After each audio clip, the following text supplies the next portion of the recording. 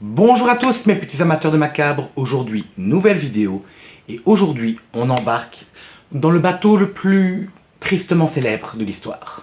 Je parle bien sûr du Titanic. Un naufrage qui a bouleversé Hollywood grâce au film de James Cameron, mais vous allez découvrir que derrière cette tragédie se cache une troublante malédiction et une terrifiante prophétie. Et je dédicace cette archive au fiancé de ma meilleure amie. C'est pour toi Anthony, je savais que tu l'attendais. Ne me dis pas le contraire, je le savais. Sur ce, enfilez votre gilet de sauvetage, sautez sur le premier canot disponible, mettez-vous à votre aise, et on est parti pour une nouvelle archive macabre.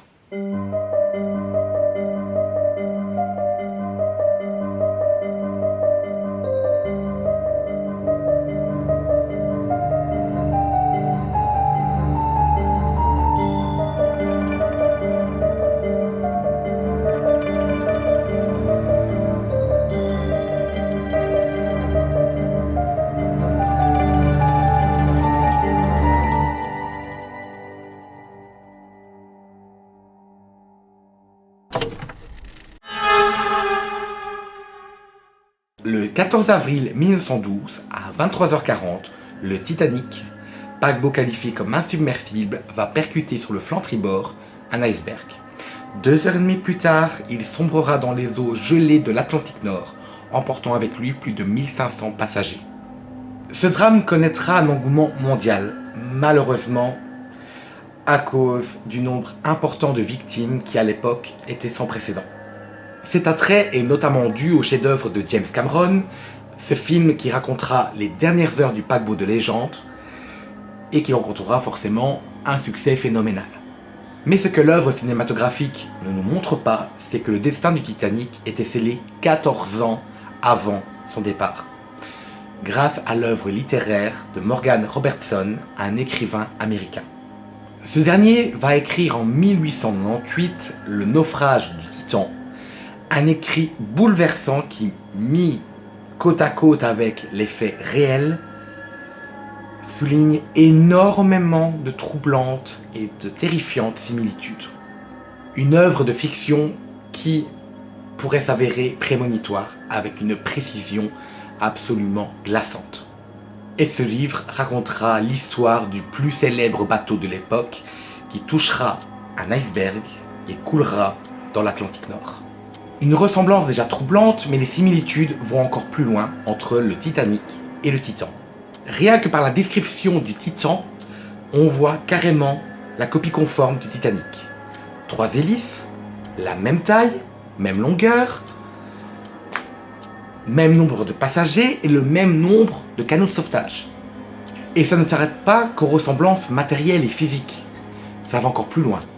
Les deux géants au destin funeste auront tous les deux comme commandant un commandant Smith. Que ce soit la description du bateau, le commandement, ou même tout simplement l'histoire en elle-même, les deux mises en comparaison, c'est les mêmes. Littéralement les mêmes. Là, le nombre de coïncidences sont bien trop nombreuses.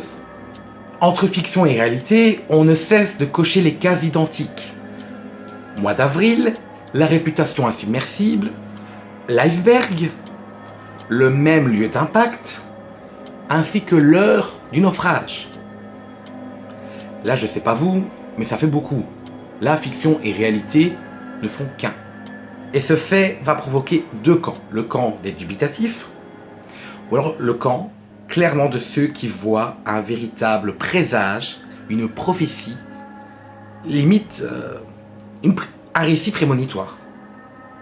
Et moi je fais partie de cette team, je préfère être honnête. Ça fait un peu beaucoup là, ça fait un peu trop là.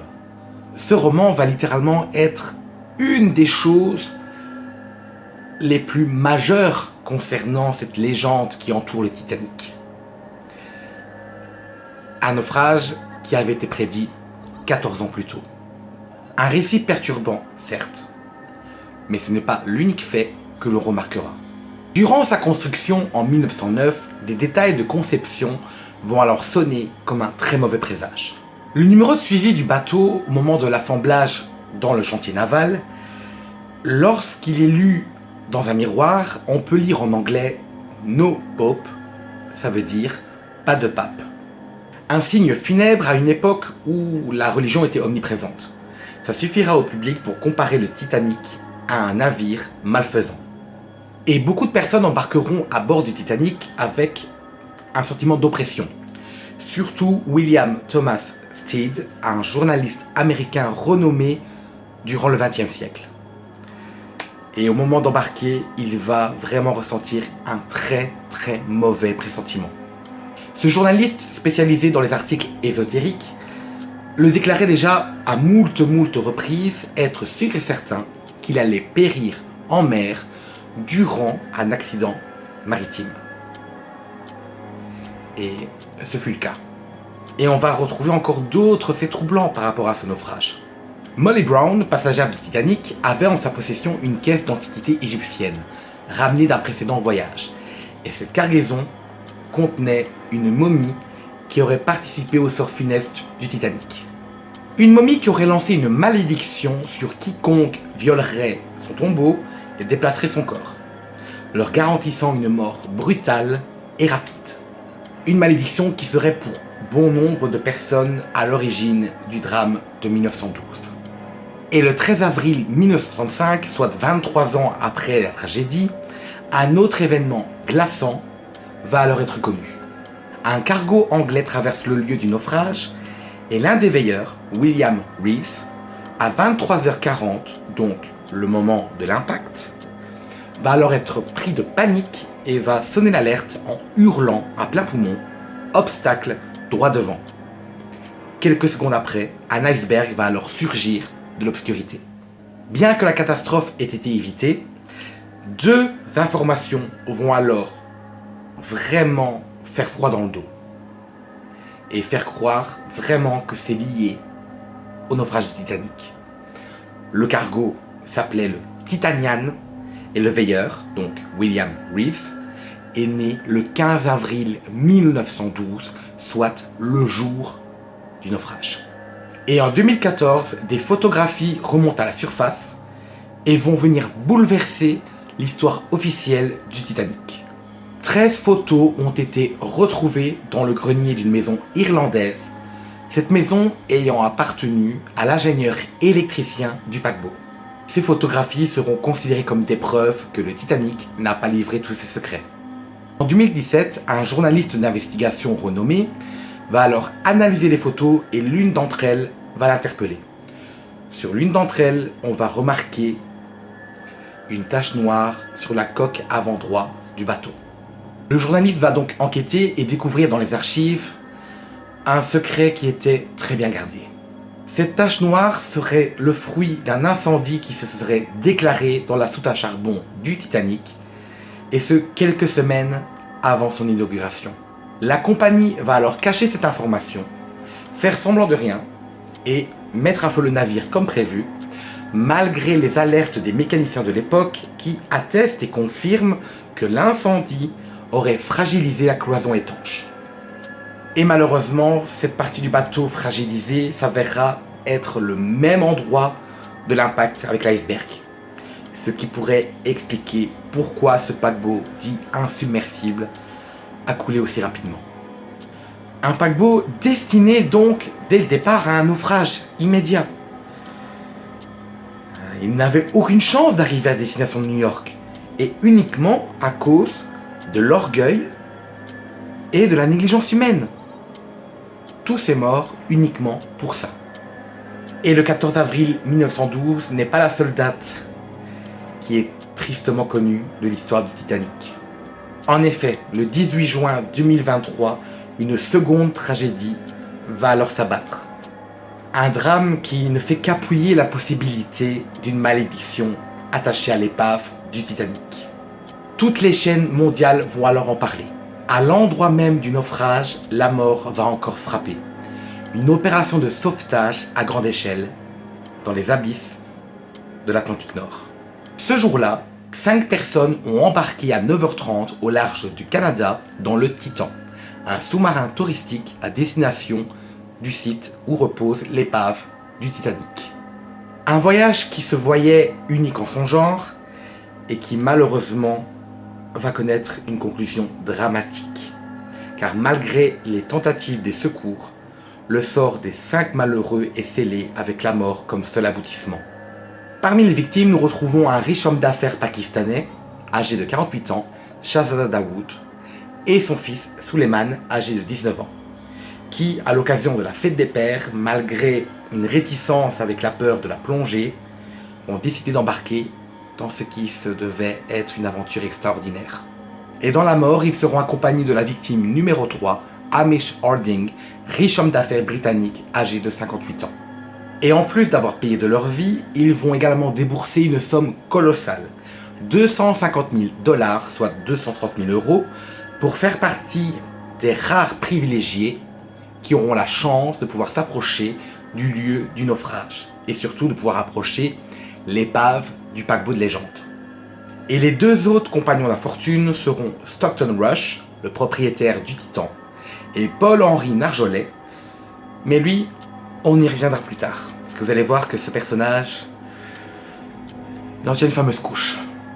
Et durant cette tragédie, le sous-marin de 7 mètres de long et 3 mètres de large va alors imploser en pleine plongée. Les débris seront retrouvés à 3200 mètres de profondeur et à 200 mètres de l'épave du Titanic. Le sort de ces 5 malheureux va alors connaître un engouement mondial. Et les médias ne perdront pas de temps pour crier au retour de la malédiction du Titanic, et l'opinion publique va les suivre avec cette conclusion, que s'approcher de cette épave mythique au destin funèbre porterait malheur. Mais ce qui est terrifiant, c'est que 1 an, jour pour jour avant l'expédition de 2023, 5 autres passagers du Titan vont alors vivre un moment très terrifiant. Ce jour-là, 5 autres passagers vont embarquer à bord du Titan, entamer la lente descente de 8 heures dans les abysses, et 2 heures à peine après la plongée, un événement inattendu va se produire. Les communications seront brusquement stoppées. Impossible de joindre la surface. La peur va alors gagner les 5 passagers, mais ils décideront quand même de poursuivre l'expédition. Finalement, tout se passera bien sans encombre, et au moment de la remontée, les communications vont être rétablies.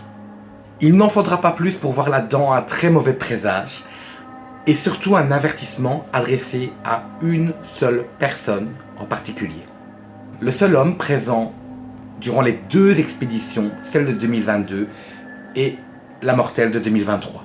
Comme si le destin s'était acharné sur ce dernier pour ne pas avoir suivi les conseils de ne pas s'approcher du Titanic.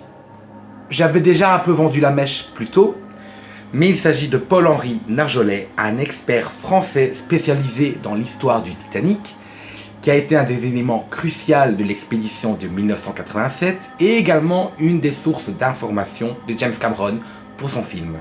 Narjolet a été de nombreuses fois accusé par les familles de victimes de 1912 de profanation. En effet, ce dernier ne se contenterait pas tout simplement de visiter. Durant l'expédition de 1987, il remontera à la surface des milliers et des milliers d'objets ayant appartenu aux victimes. Il s'accaparera plein d'effets personnels, des montres, des bijoux, des vêtements, une véritable violation de sépulture qui, pour de nombreuses personnes, moi y compris, est complètement immorale.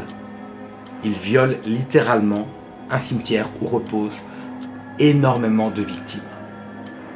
Et le plus, permettez-moi l'expression, dégueulasse là-dedans, c'est que Narjolet va mettre la plupart de ces objets en vente aux enchères, uniquement pour faire grimper le chiffre d'affaires de la compagnie de sous-marins touristiques, et pour également financer les futures expéditions. Et ce malgré qu'un jour, une femme dont le père faisait partie des victimes est venue supplier Narjolet d'arrêter ses expéditions et laisser reposer toutes les victimes en paix. Forcément, l'appât du gain prône sur les valeurs morales, et ça lui sera fatal. Car la cupidité, un jour ou l'autre, il faut payer l'addition. Et pourtant, ça ne servira pas de leçon, car la compagnie de sous-marins touristiques va déclarer vouloir continuer les expéditions et de faire remonter à la surface ces vestiges du passé. Heureusement, l'Amérique et la Grande-Bretagne vont s'unir afin de lancer des procédures judiciaires pour interdire toute future profanation de ce site historique. Alors, que ce soit une prémonition, une malédiction, simple coup du sort ou alors drame causé par la vénalité et la cupidité humaine, que ce soit celle du passé ou celle de nos jours, le mystère reste entier et continue de s'épaissir, et le naufrage du Titanic n'est pas prêt d'arrêter de faire parler de lui. Voilà ce qui conclut cette nouvelle archive macabre. Merci à tous d'avoir regardé cette vidéo. N'hésitez pas à me laisser un commentaire et m'écrire ce que vous avez pensé de cette affaire, et à me laisser un petit pouce bleu, ça fait toujours plaisir. Et on se dit rendez-vous dimanche prochain, même heure, 15 h, pour une nouvelle archive macabre. Salut!